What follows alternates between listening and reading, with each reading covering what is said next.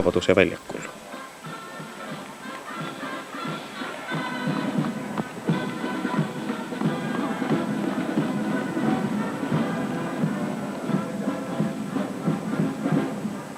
Härra president, Eesti Vabariigi kaitsejõudu allükse Eesti Vabariigi 76. aastapäeva pidulikuks tähistusest paraadiks üles tõusnud.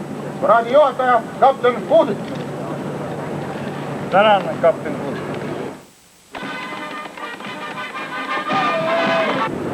Tervist, veteranid! Tervist, härra president!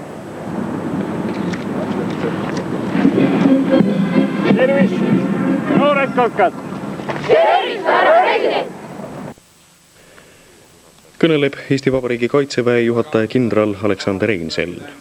Tänane aastapäev sümboliseerib meie Kaitseväe järjepidevust ja ühtlasi uut sündi. Vanadest veteraanidest 50 aasta eest lahingud löönud ohvitseridest teenivad 2, kaasa arvatud tookonna pataljoni ülem veel tänapäevalgi oma isamaad Kaitseväe ridades. Oleme uhked, et nende kõrvale on kerkinud noored ohvitserid, kes kannavad edasi meie vabadusvõitluse ideaale, mille alusel meie koos ehitame üles taassündinud Eesti Vabariigi tasemele, mille üle me võime kõik uhked olla. Paraadi avasid veteranide rivid.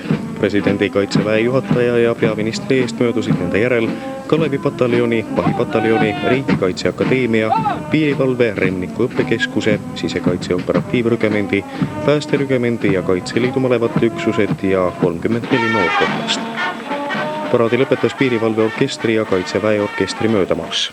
Paraadil osales üle 1000 kaitsejõudude sõduri ja ohvitseri.